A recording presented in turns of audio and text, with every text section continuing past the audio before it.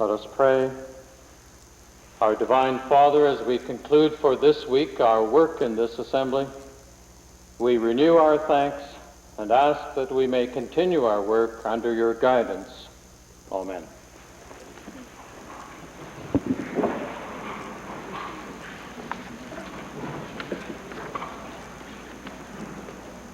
Introduction of visitors. Presenting petitions.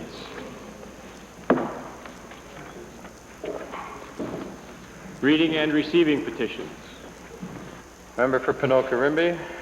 Mr. Speaker, on behalf of all members of Executive Council and government members having submitted a petition related to the Teachers' Retirement Fund, I wish to request that the petition be now read and received.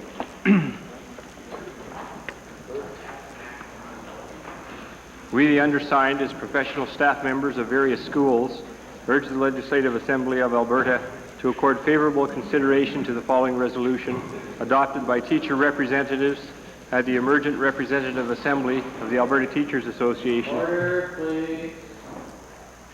On September 28, 1991.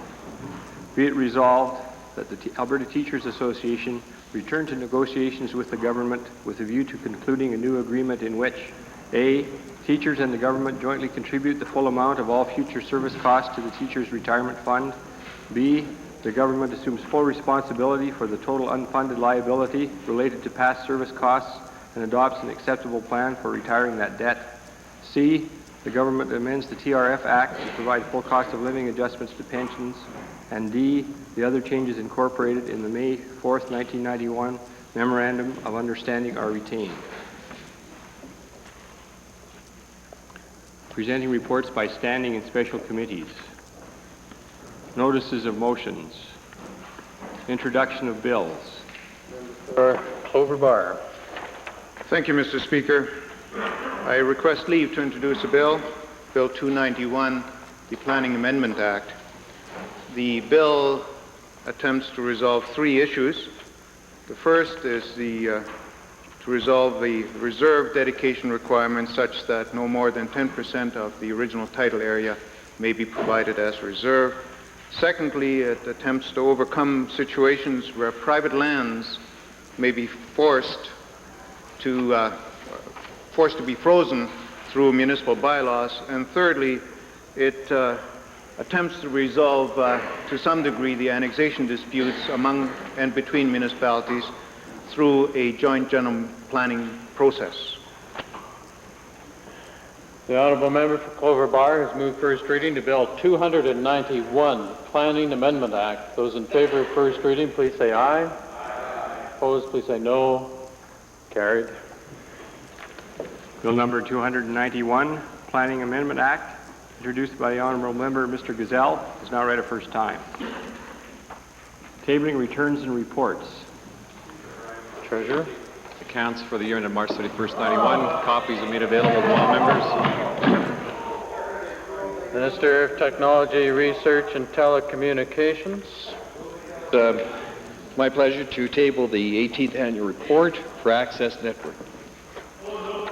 Order, please. Order, please. Minister of the Environment. Speaker, I'd like to table a report entitled Using Water Wisely, a Personal Guide to Water Conservation.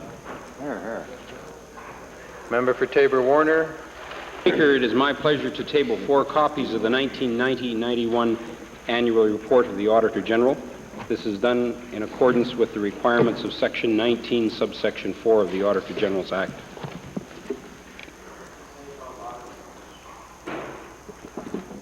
Introduction of special guests. Minister of Consumer and Corporate Affairs, followed by the member for... Speaker, I'm pleased to introduce once again to you and to members of the House a predecessor from Calgary Currie, a member who served with distinction in this assembly from 1971 to 79, and who, among other things, was Minister of Industry at a time when the province needed the kind of guidance and direction that he gave it. I'd ask Mr. Fred Peacock to stand. He's in the members' gallery, and receive a great welcome again.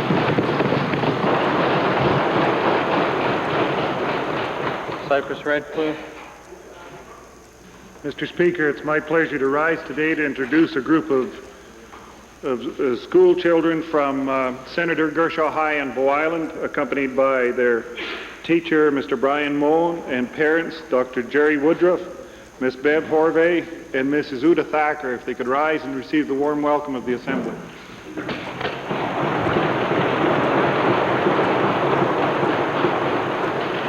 Edmonton Whitemud, followed by Clover.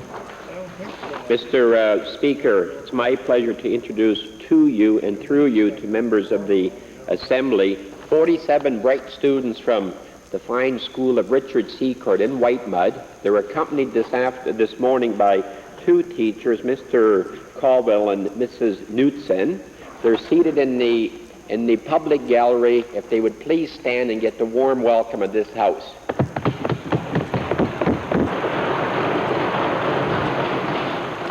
Overbar.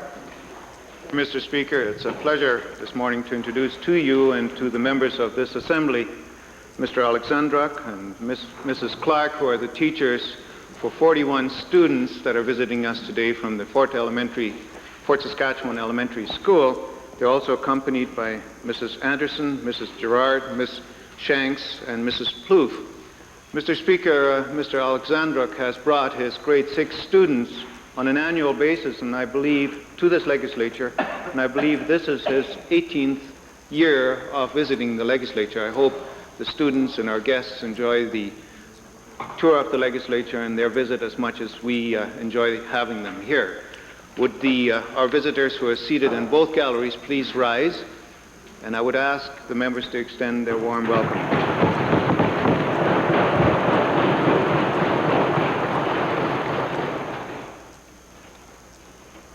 Ministerial statements. Oral question period. For the opposition.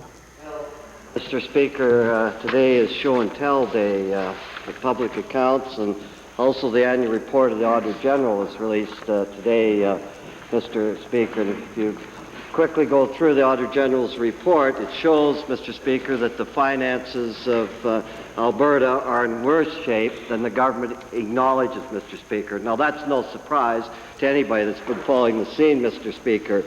For political reasons, they put in the best possible light all the time, Mr. Speaker. But the Auditor General's report shows that the annual deficit, excuse me, for 1991 is $1.8 billion instead of the $1.1 billion acknowledged in the budget speech, Mr. Speaker. Way to go, My Dick. question to the Treasurer, does he now acknowledge that the debt is $1.8 billion rather than the figures he put out of $1.1 billion, Mr. Speaker? Mr. Speaker, the variation between what I brought down on the budget last March is about $100 million. The General Revenue Fund, if you measure it accurately, the General Revenue Fund deficit is only up by $100 million, which is essentially because of oil declines. Mr. Speaker, we're very pleased with the auditor's report, and we want to get it forward in the public domain and have a broad discussion of these issues. Speaker, a debt's a debt. It doesn't matter if it's in the general revenues or the capital funds, Mr. Speaker. The debt is $1.8 billion, Mr. Speaker. Let's quit kidding around about it. Now, Mr. Speaker, he also goes on for the second year in a row to say that the government should come clean and tell us, give us some financial statements on MagCan, Gainers, Northern Steel, Softco, all which have huge debts, Mr. Speaker. And given that this is the second year in a row, Mr. Speaker, that the Auditor General has asked the Treasurer for this information, why is it that he's not complying and bringing this information to us? This is public funds, and we have the right to know, Mr. Speaker. First of all, let's just be clear here, Mr. Speaker. First of all, the Auditor General has access to any corporation which is a government-controlled corporation. So the Auditor has full access to this information. We provide to him the information for him to allow to see how we have carried out our responsibilities for the management of these entities. And as a matter of fact, since the member mentioned something called Softco, I think he's referring to a company which is an asset sale company operated by NA Properties. In fact, we provide that information to the House. Treasurer, what he's saying is that you should come clean and list these statements down as part of the financial picture of the province, Mr. Speaker. And he said that for 2 years in a row. We want to know how much debt we have in this country, Mr. Speaker. That's what he's talking about. The public has a right to know. But even, Mr. Speaker, on the unfunded pension liabilities, Mr. Speaker, even acknowledging the Treasurer's assumptions, which we could argue about, but he accepts that, Mr. Speaker. He says the unfunded pension liabilities, excluding the teacher's fund, is $3.6 billion. The Treasurer says just a little over $1 billion, Mr. Speaker. How does he acknowledge the differences between these two figures, Mr. Speaker? Speaker, the member doesn't understand. First of all, these statements are for the period ended March 31st, 91. During the period of April 1st through to the end of March 31st, 92, we have had a series of broad discussions with the various participants in our pension plans. And as I announced just last early in March, in fact, we have taken the unfunded liability of the province of Alberta with respect to the 5 plans under Treasury's responsibility from something close to $5.5 billion down by $4.3 billion to $1.2 billion. Now, this is a two-step process. I'll be very, very slow and very clear from the member of Norwood so we can understand what's happening here. First of all, Mr. Speaker, what we have done is, of course, review the way in which the reporting mechanisms and the assumptions which underpin the pension liability are calculated. And we have made some changes to that which bring it in line with other pension plans across Canada. And in doing so, Mr. Speaker, as a first step, we reduced dramatically the unfunded liability, both of the government pension plans and of the ATA teachers' pension plan. Secondly, Mr. Speaker, and here's where it's hard for the member to make the mental jump, obviously, we have gone from the position of adjusting assumptions to now dealing with the stakeholders to deal with the unfunded liability more specifically. And we have come to an accord. And that's what the auditor is pleased about in his report. He says, we're very pleased in the way in which the government has responded. Listen to the recommendations of the Auditor General on this and other areas. Dealt with it effectively by directing our attention to it with a plan and dealing with the stakeholders to find a solution. We have done that, Mr. Speaker. As I said early in March, the unfunded liability in the March 31st, 92 statement will be far below $1 billion, Mr. Speaker, and that's a major accomplishment for this government. Second main question, Leader of the Opposition. Second tax, Mr. Speaker. That's what we know about him. Mr. Speaker, I'd like to designate my second question to the member from Calgary Mountain View. Calgary Mountain View. Mr. Speaker. Thank you, Mr. Speaker. Albertans are desperately looking for responsible management of their affairs by this government. Yet all that this government seems capable of doing is the same old discredited business deals with their friends. At a time when raw land in Canmore is valued at $18,000 per acre, Mr. Speaker, the Ministry of Forestry, Lands and Wildlife is prepared to rent government land to Canmore resorts at $38 per acre per year. How does the minister justify this? Mr. Speaker, it's truly unfortunate that the member distorts the facts to the degree that he has. I first say that almost all the land in that development is private land. There is about 10% of it that's public land, or 26 hectares, which is public land, which is following the normal rental rate on public land in that area, which is 2%. I can't for the life of me, Mr. Speaker, understand the distorting facts the member is presenting. Supplementary. The minister saying that the rental rate is the policy. We all know what this government's policy is, Mr. Speaker. Treat all their select group of friends equally generously. It's clear that the policy needs to be changed. Mr. Speaker, the memorandum of offering clearly states that Canmore Resorts are continuing their discussions with the ministers to lease additional lands on top of the first lease that I've referred to. Will the minister tell us and all Albertans that he's prepared to deal away more lands at the same fire sale price as he's prepared to deal away on this first lease? Mr. Speaker, first of all, we're not fire saling away public land. We are not selling the public land. It's a lease basis. I'm not aware of the discussions that may be on with the department with respect to additional land, but I can assure the honourable member that it will be dealt with and under normal policy in a very fair way. Well, Mr. Speaker, Canmore Resorts still hasn't finalized their purchase of lands from Alberta Mortgage and Housing Corporation. They haven't finalized completely their lease with Forestry Lands and Wildlife. Will the Premier, now that Three Sisters has been made to go through a comprehensive environmental assessment, will the Premier put a stop to any sale of provincial lands or any lease of provincial lands until they go through the same review as other proponents have had to go through, and in that way put everybody on an even playing field? Well, Mr. Speaker, I don't know if the honourable member, in raising this for several days, has been listening to the minister's answers. He's dealt with it time after time for the honourable member. He has his written question, I guess, and he's just going to ask them. That's the way his researcher has given it to him. One of the kind of sad things, Mr. Speaker, is whenever anything is being done on a positive basis, what do we have? I mean, opposition for just a mindless kind of opposition's sake, trying to knock something that's happening. We've heard them try and knock the thought of someone building new pulp and paper projects in northern Alberta, provide jobs and economic growth. Not this bunch.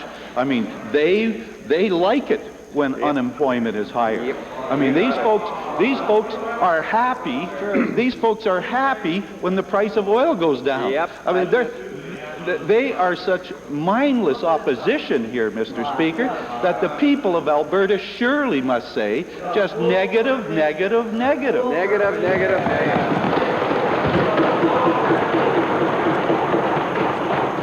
Edmonton Glengarry on behalf of the Liberal Party. Mr. Speaker, for the 1990-91 budget, the Premier and the Treasurer promised Albertans a balanced budget. When the Treasurer brought forward the budget for 1990-91, he forecast a $780 million deficit. He revised it to $1.1 billion, and now the Auditor General has given us the truth by showing that it is really $1.8 billion. That's a 130% error in estimating. Mr. Treasurer, I'd like to know, for Monday's deficit figures, and for figures period, how Albertans can believe in you and your figures any longer. Well, first of all, Mr. Speaker, we dealt with this question already. If you're going to make the kind of comparison of the General Revenue Fund deficit, which we brought forward in the last budget, which spelled out a $1.1 billion deficit forecast, the General Revenue Fund real amount is now $1.2 billion or so. There have been some valuation adjustments in there, Mr. Speaker, but it's not 1.8 as the member points out. But what we can say to the people of Alberta is a very clear message, Mr. Speaker, that we have done what we set out to do in our plan in 1986-87, wherein we presented a very precise way in which we would work our way out of the troublesome oil price shock that we experienced in 1987, and we did it with a business plan which brought us towards the balanced budget. We attempted it last year, Mr. Speaker. What happened is well understood by all Albertans. That is, that the price of gas fell more rapidly than anyone had forecast, anyone in the world had expected, Mr. Speaker, and obviously Alberta, because its revenue source is dependent upon oil and natural gas revenue, has of course suffered the deficit as a result. Attempting to fool Albertans with this whole business of revenue shortfalls. The Auditor General's report shows that consolidated expenditures for this 1990-91 statement are up by $1.2 billion. Revenues are up by $1 billion. When are you going to stop fooling Albertans? You've got a structural deficit problem. You're not fooling anybody. What's the question? No question. All right, supplementary. Okay. Next supplementary, final. I guess this is what we're going to get from now on, a minister who's going to start hiding and putting things under the rug because he can't answer the questions any longer. Mr. Speaker, the Auditor General's report says that the Ministry of Economic Development has programs that are not being properly run, and notes that the Ministry of Tourism has not got programs that are in focus, and notes that the Family and Social Services programs need scrutiny. I'd like to know from the Treasurer when he's going to start using some control measures like full operational productivity audits to get some of this mess put under control. First of all, Mr. Speaker, this government doesn't hide from the kind of member from Edmonton Glengarry. Let me be very clear about that. But Beauchesne is also very clear when it states that the member's question should not be repetitive, and that's exactly what it was, Mr. Speaker. Let me go on to speak about the Auditor General's statement. First of all, the Auditor has, in a normal course of his business, looked at a vast government system, a government which delivers services to 2.5 million Albertans and is a very complex accounting system. There's no doubt, Mr. Speaker, because of the size of transaction, because of the way in which we're attempting to get the programs into Albertans' hands, that from time to time we have to rely upon both our own systems and the external check to improve our efficiency. We believe in what the Auditor has recommended to us. We would like to be more efficient. We would like to improve our productivity. We would like to deliver the program without flaw. But I have to say, Mr. Speaker, that the way in which governments operate these days, the kinds of programs we want to deliver to Albertans, with the simple vastness of the system, we have to rely on this independent check. The government appreciates the work of the Auditor General. We listen to what he said. We try, in many cases, to accommodate his position, Mr. Speaker. And in this budget, and in this particular statement, Mr. Speaker, the Auditor General comes out and says the following. The government of Alberta has responded in a very positive way to my recommendations, that is the Auditor's recommendations, with respect to how we handle loans and guarantees. Now, I haven't heard anybody from the opposition saying anything about that positive response, Mr. Speaker. We have listened to the Auditor General. We have incorporated his recommendations. We have adjusted on a sound accounting basis what he suggested to us. Secondly, Mr. Speaker, as I said before, this Auditor General's statement says, you know, generally speaking, the operations of the government have been very effective. Considering the large size of it, it's been a very good job. No qualifications in the Auditor's report. And finally, a very positive statement about the fiscal health of this province to the extent that we have improved dramatically the unfunded liability of the pension plans of this province. Major success here, Mr. Speaker. We appreciate the work of the Auditor General. He's there to help us in terms of improving the efficiency, and we treat it just that way. Athabasca Laklabish, followed by Edmonton Calder. Speaker, my question this morning is to the Honourable Minister of Career Development and Employment. Mr. Speaker, we all know that the economic diversification plan in Alberta is working very well. Since 1985, Alberta has created over 122,000 new jobs, 14,600 jobs alone in 1991, despite the North American recession. More than $20 billion of economic initiatives either planned or under construction in Alberta. And as you know, the NDs call this a crisis, and the Liberal leader calls this job creation an embarrassment. You know, that's how they operate. Mr. Speaker, my question to the Honourable Minister is, with all of this good news, where does Alberta rate in comparison to other provinces in relation to the unemployment rate? Good. Well, Mr. Speaker, I'd rather the opposition would answer it because it would be positive, and I'd like to hear positive remarks coming from them. I appreciate the background information from the honourable member. And Mr. Speaker, I'm pleased to report that while every other province recorded an increase in season-adjusted unemployment rate, Alberta's remained constant at 9.6%, which is the second lowest in the country. Now, Mr. Speaker, while the stats reflect a positive position for Alberta, we as our government are still concerned and will continue to work at diversification in the province in our overall efforts to bring down the rate and look forward to positive initiatives that will flow from this government over the next coming months. Supplement on that, Mr. Speaker, I know on the average Alberta does very well in employing people. I know parts of our province also still faces a high rate of unemployment, and I know our government is doing very well in training programs and also putting in industries where the jobs are really needed. Could the minister give some assurance that he will continue pursuing the training programs that are required in Northern Alberta and specific to the Native communities so they can also enjoy the jobs and the standard of living in Alberta?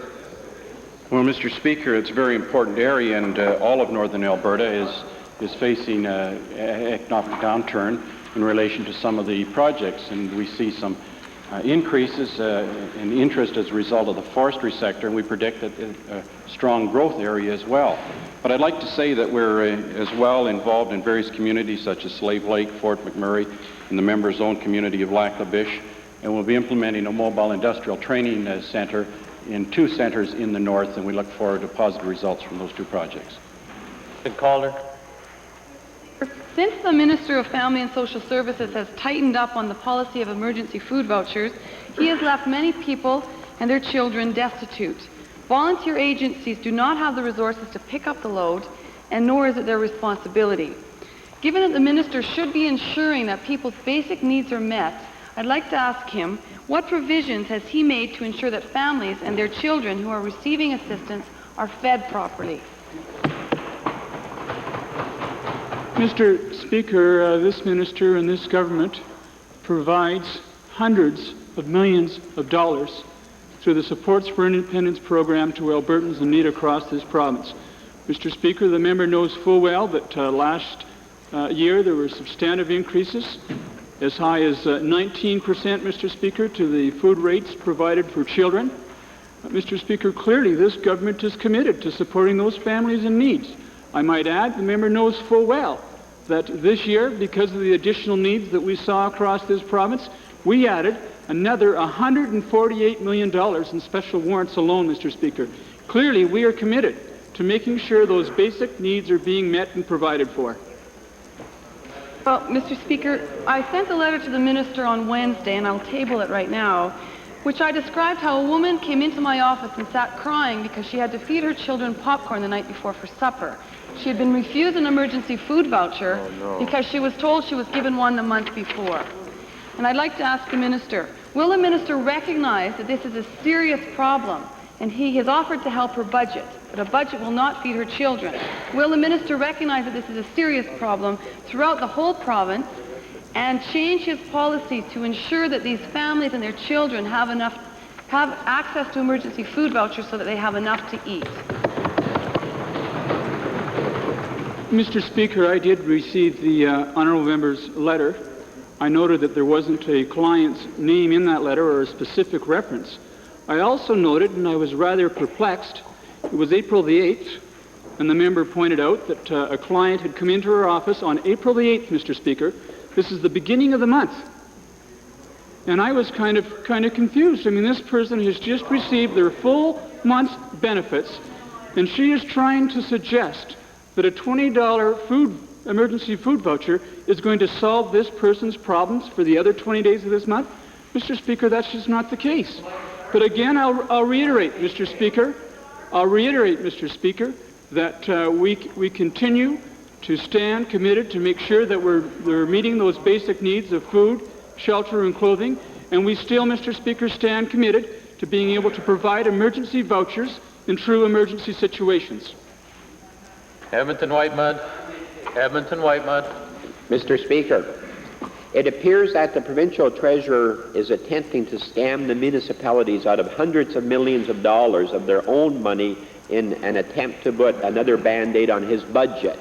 To the provincial treasurer, would the provincial government elaborate on plans to divert those dollars from Alberta Mortgage Financial Corporation to general revenues and then distribute 1/2 of that amount to municipalities in the form of ample grants? Mr. Use of words such as minister trying to scam. Thank you. Provincial Treasurer. Mr. Speaker, the member is confused and is not giving me the right amount of information. I'm not too sure what the Alberta Mortgage Financial Corporation is. Supplementary. Mr. Speaker, my apologies for saying mortgage instead of municipal. It's the Alberta Municipal Financing Corporation. Mr. Speaker, to the provincial treasurer, will he answer that first question, please? I'm going to withdraw the other part of the apology, Mr. Speaker. Oh, no. You get it right the first time. I'm sorry. Now he can answer it as a supplementary. I'm sorry. Provincial Treasurer. The member gave clarification that it was another group, Honourable Treasurer, if that helps. Speaker, the government never gets into these kinds of inflamed rhetoric. Look at the kind of language we hear from the Liberal Party across the way. I don't think it does this House any good at all, and it probably gives the wrong impression to Albertans about the character of the people in the Liberal Party in particular. And I'm simply not going to tolerate that kind of language. All right. Banff Cochrane, followed by Edmonton Centre. Thank you, Mr. Speaker. Mr. Speaker, dedicated and energetic community volunteers in Banff Cochrane constituency and elsewhere in the province of Alberta are getting discouraged. They've set up what they hoped were going to be recycling projects that were going to have long-term subsistence. Unfortunately, the markets have dried up, especially for glass and for paper. Although the Department of Environment has certainly assisted in the establishment of these programs, my question to the Minister is, what is the Department doing to reverse this trend and to stimulate these markets? Quite simply, Mr. Speaker, we have instituted a new program called Action on Waste, and we're in the process now of assessing the degree to which government help can be given to some of these recycling industries. Industries, by the way, that have the potential of becoming good, viable industries in the future as the demand continues to grow for environmentally friendly products. Thank you, Mr. Speaker. There's a new private sector initiative called the Alberta Eco Trust, which is a combination of efforts between environmentalists and the private sector, particularly the energy sector, to set up and assist in communities the opportunity for growth of a recycling initiative or any initiative that assists in making our environment healthier. Is the Minister aware of this program, and is the province of Alberta prepared to participate? I'm aware of the EcoTrust program. It's ostensibly private sector driven. We have volunteered to participate in a small way, but we think that it would be best left to the private sector. It's basically in place to accommodate those smaller recycling projects that have fallen through the cracks. But I might say generally, Mr. Speaker, that with respect to recycling in the province, basically this is a community-based program whereby committed and dedicated volunteers get together to assess what is right for their individual communities and put in recycling programs. And I note in Hansard not so long ago, the honourable member for Edmonton, Jasper Place, this is what he thinks about the volunteers in our province. Yeah. He says the program is a Mickey Mouse program, and all it is the minister running around handing out checks to Boy Scout groups. Mr. Speaker, I think that this is an insult to solid, dedicated, committed volunteers who want to do something good for their community. Edmonton Centre. Edmonton Centre. Mr. Speaker, Alberta's thousands of oil and gas producers are not only hurting badly by world market conditions, but they're also angry as can be about the excessively high rates charged by utilities here at home. Not only are the toll rates charged by Nova Pipelines high, as I maintain, but the electrical rates are also much higher than the falling interest rates and the costs of money current today. Yesterday, the Minister of Energy tried to say that his year-long review of Nova just maybe sometime in the future might give some advice to the Minister on a whole range of issues, and he just might maybe sometime in the future do something about the millions of dollars the industry is now being overcharged. Will the Minister of Energy stand in his place today and agree with me and thousands of Alberta oil and gas producers and admit that the rates charged by utilities, Nova in particular, do not reflect competitive costs of capital and efficient costs of service in today's market? Well, Mr. Speaker, I answered this question in question period yesterday, as I understand.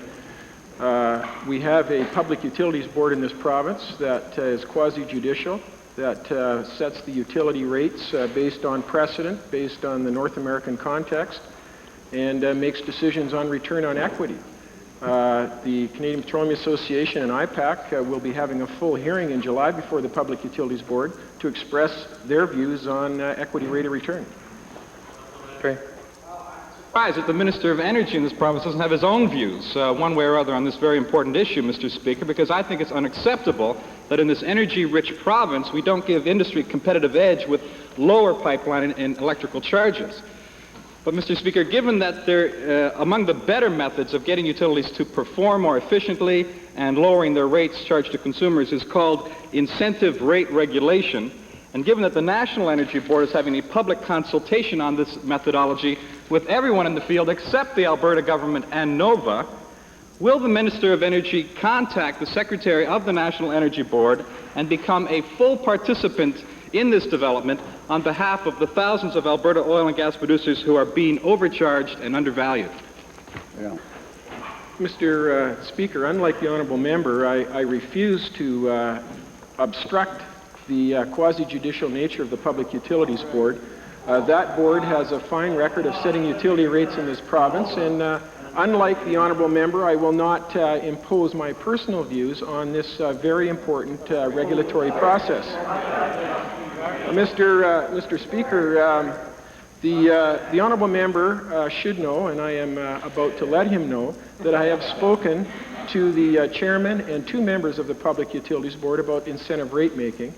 I have followed incentive rate making before other regulatory bodies in North America, and I can also let the honourable member know that in the Clean Air Strategy for Alberta, one of the recommendations from that very fine review of the whole gamut of energy production recommended that incentive rate making be considered by the PUB. So as you see, Mr. Chairman, it is not a new thought that is being presented by the honourable member, something that was in the Clean Air Strategy, and as a matter of fact, very shortly we will be considering many of the Clean Air Strategy for Alberta recommendations. Incentive rate making is not new. It has merits, and I've spoken to the board, Mr. Chairman. Edmonton Jasper Place, followed by Edmonton Meadowlark. And I do apologize for the Mickey Mouse comment. Mickey Mouse would never be involved in anything as bad as that minister is, for sure.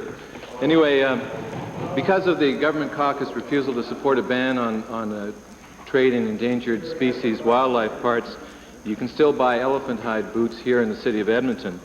While it may be technically legal, it means that Canada and Alberta are failing to do our part to stop the illegal trade internationally in endangered species and artifacts.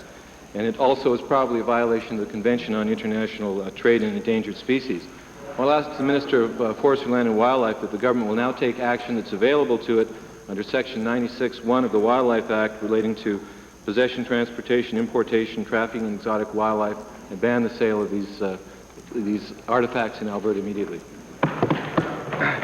Mr. Speaker, I share the honourable member's concern about the trade in anything any products that come from endangered species. I personally find it repulsive that does take place.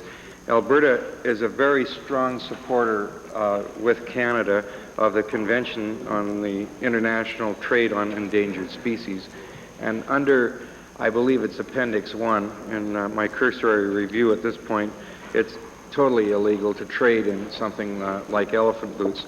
I must say that we are doing all that we can from our side to make sure that we see what steps we can take. In addition to that, I might say that in a province as free as this, with so many products for sale, I find it strange that anyone would want to trade in something that's as precious and as endangered as the elephant. Well, that's very well, Mr. Speaker, but unfortunately it's still going on today. And I'd like to ask the Minister this question. How are we going to convince people around the world that they shouldn't buy illegally poached black bear gallbladders and claws when the bears are left dead in the woods, or illegal antler, if we were going to allow the sale of these things in the province of Alberta? Will he take action now under Section 96 of the Wildlife Act? Good idea. Mr. Speaker, as I said, we certainly have that under review. We have banned the sale or the trade in bear parts in this province, and it has gone a long way to stop the trade in that. It certainly hasn't stopped it. One of the calls that we get from in our anti-poaching campaign, for example, has a lot to do with bears. So we do have some work to do, and assure the honourable member in the House that we are doing all that we can to review the situation and make sure that our precious endangered species, in not only in Alberta but in the world, are protected.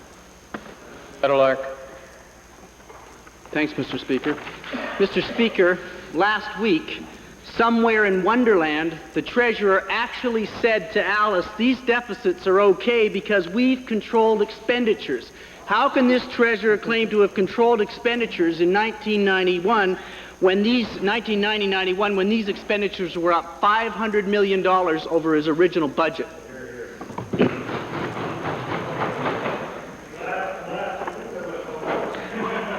Well, Mr. Speaker, unlike the member from Meadowlark, we don't go into the future backwards, because that's exactly what he's doing, backwards through the looking glass, because he has to continue to do that. Mr. Speaker, what we have done is as follows. The province of Alberta, since 1985-86, has had the best expenditure management record of any government in Canada. And we will match that back with any disclosed public information regarding to expenditures. The one thing that this government has done very well, and where we have dedicated our efforts, is to control the size of our expenditures. We have done just that. We have maintained an average expenditure rate to the end of this current fiscal year of under 2%, Mr. Speaker. That is not matched anywhere in Canada. In fact, other governments are running somewhere close to 6 to 7% on an annualized basis, and that simply means larger deficits and larger taxes, Mr. Speaker.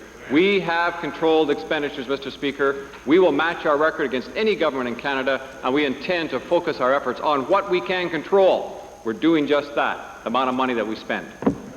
Entry final. Treasurer, still in Wonderland, then turned to the Mad Hatter and said, these aren't really deficits, they are simply revenue losses. Mr. Speaker, how can the Treasurer claim that revenue loss is responsible for his $1.2 billion budget deficit in 1991 when in fact he got unanticipated revenue windfalls that year of $340 million? The member from Meadowlark gets all hot and flustered, Mr. Speaker, when he talks about these difficult choices and doesn't understand about the options that governments have to deal with. And so you can see that they simply are trying to cast the worst pall on what's happening here in Alberta. Let me make it very clear to Albertans, Mr. Speaker, because we have to bypass the nonsense of the Liberal Party, and the people of Alberta understand that their position is full of nonsense. What we have here, Mr. Speaker, is the following. We have, in fact, controlled our expenditures, I've just said. But we do have to make some revenue forecasts about what we will receive from oil and gas revenue. And over the past 5 years, everyone in Alberta knows that that's been a very difficult period of forecasting oil and gas revenues. Let me simply recount for you since 85-86 that you had the sharp fall through 1986 of oil prices where they went from a forecast high of $30 down to about $10. Secondly, we had the uncertainty about OPEC production over that period. Would they in fact continue to flood the market? Would they control the prices? We had the problem with the Gulf War crisis this past year, Mr. Speaker, where prices spiked from $15 to $30 nearly, Mr. Speaker, and then back again on below that, Mr. Speaker. And then this past year, Mr. Speaker, we've had a problem with the gas forecast whereby the North American world market has in fact collapsed despite increases in volumes of Alberta gas into all markets. Albertans understand that. So what you have here, Mr. Speaker, is a forecast based on some reasonable position on the revenue side, controlling the expenditures, as I've just commented, and obviously if you control expenditures and your oil and gas revenues sink, you have to have a result of a deficit. We are willing to tolerate that deficit, Mr. Speaker, opposed to the other option, which those other socialist parties would carry, that is increased taxes, Mr. Speaker. We will not increase taxes because of the oil. Thank you. Lesser Slave Lake. Lesser Slave Lake. Thank you, Mr. Speaker. I wasn't expecting that. My question today is to the Minister of Municipal Affairs, who's also responsible for housing. Each and every day we witnessed a constant increase of Albertans or new Albertans moving to our province, and thus the need for new housing. The Minister of Family and Social Services has also said in this House many times that the arrival of individuals and their families from all parts of Canada has impacted on the magnitude of the services that his department provides. Last week, in fact, a major corporation announced that it will relocate their head office to Calgary, and I am confident that as the burden of taxation on business, which is the hallmark of the NDP government in Ontario, takes hold, even more announcements along these lines will be made. To the Minister responsible for housing, are we in Alberta prepared to handle these additional demands on our resources? The honourable member is exactly right. Alberta is open for business. Mr. Speaker, the March housing starts in Alberta are now public information through Statistics Canada. And they are most encouraging indeed and should cause even the most negative person in this assembly to admit the fact that we are far and ahead in our economy over any other province.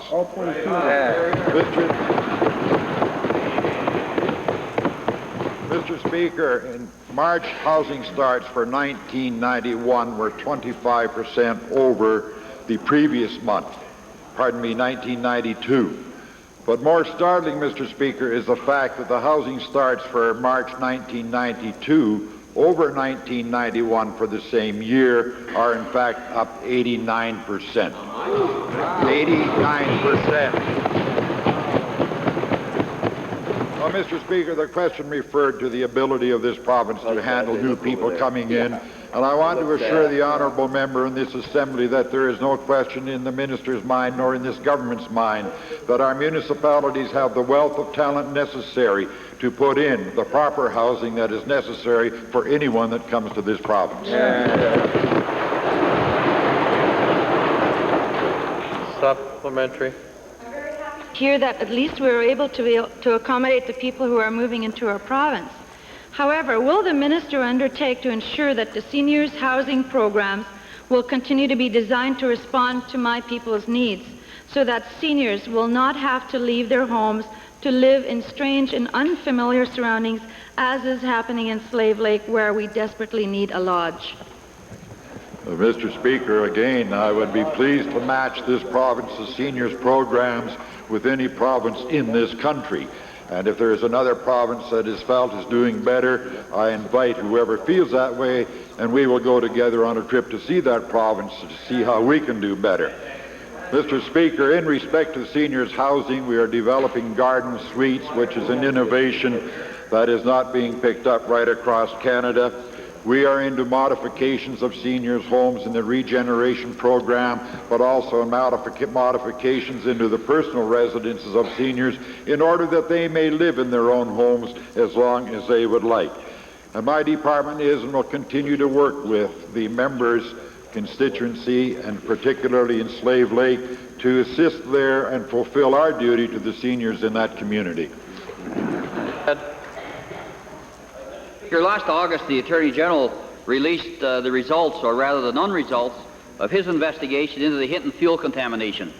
The report basically told Albertans injured by the substance that the government had waited too long to seriously investigate the matter, that we would probably never know who was responsible for causing their suffering. I would like to ask the Premier, given that the Attorney General's refusal to hold a public inquiry into this matter, will the Premier at least released the taped information on the incident that the Attorney General's report stated had been anonymously sent to Occupational Health and Safety, so that victims can judge if it contains any relevant information? Mr. Speaker, I would certainly refer the honourable member's request to the Attorney General and ask him to respond as soon as he can. Supplementary. Speaker, the Attorney General's report also stated that the RCMP file on the matter would remain open. I'd like to ask the Solicitor General, will the Solicitor General tell the Assembly whether any new information on the matter has come to the attention of the RCMP, and further commit the necessary funds and personnel to make the investigation top-level priority? No, Mr. Speaker, no new information has come to me, but I certainly, in my communications with K-Division, will take the matter up. Request.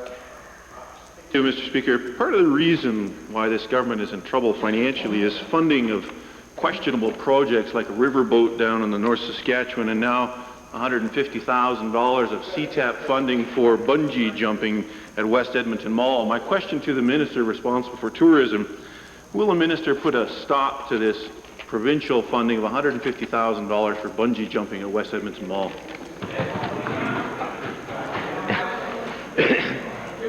Mr. Speaker, it's a pleasure to address this issue. We all realize that there is some 330 communities in this province that did a community tourism action plan. They averaged about 25 goals each, and that's over 7,000 goals were set. There's over 800 projects been helped throughout the province through that program of lottery dollars going out to community. One of the problems we have is the socialists on the other side tend to think that the free enterprise system doesn't deserve a similar help, and the industry is driven in this province by the free enterprise system. I'd like to mention, Mr. Speaker, that this project alone, when it was hit the international press on CNN, was covered worldwide. And I asked my staff to check on the value of the advertising, and they said it was over $20 million the City of Edmonton got for advertising because of the bungee jump and the new activity at Fantasyland. So, Mr. Speaker, I think there seems to be the socialists on the other side that dislike industry and business creating jobs and excitement and bringing tourists to Order, please, honorable member. All right, let's jump to the supplementary.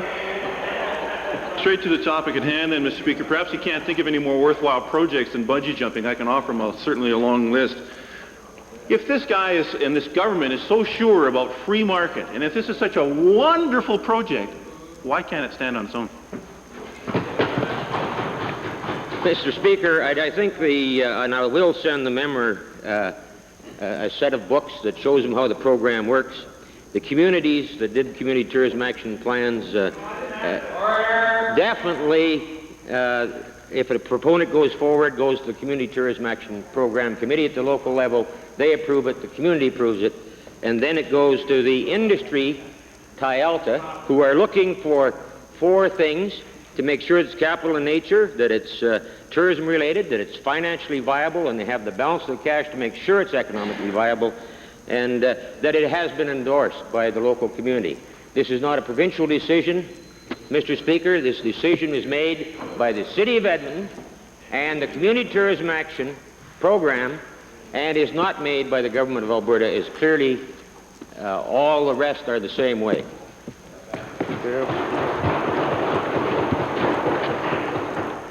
Might we revert to the introduction of special guests? Opposed? Carried. Member for Vegreville. I'm pleased to introduce to you and members of the Assembly 52 visitors from the Tofield School. They're studying about government and wanted to visit the Alberta Legislature. They're accompanied by group leaders, Ms. Shelley Hooper, Ms. Vivian Andruski, Mrs. Sandra Norton, Ms. Tanya Savchenko, Ms. Wanda Betker, and their bus driver, Mr. Miles Rose. They're seated in the public gallery, and I'd like them to rise and receive the warm welcome of members of the Assembly.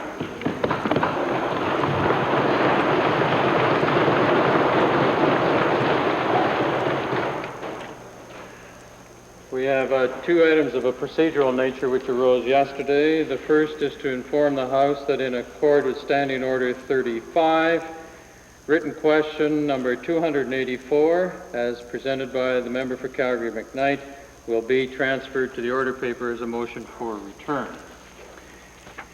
Yesterday, an issue arose during the debate on motion for return number 239 as to whether the Minister of Energy should be required to table a certain paper to which he had made reference.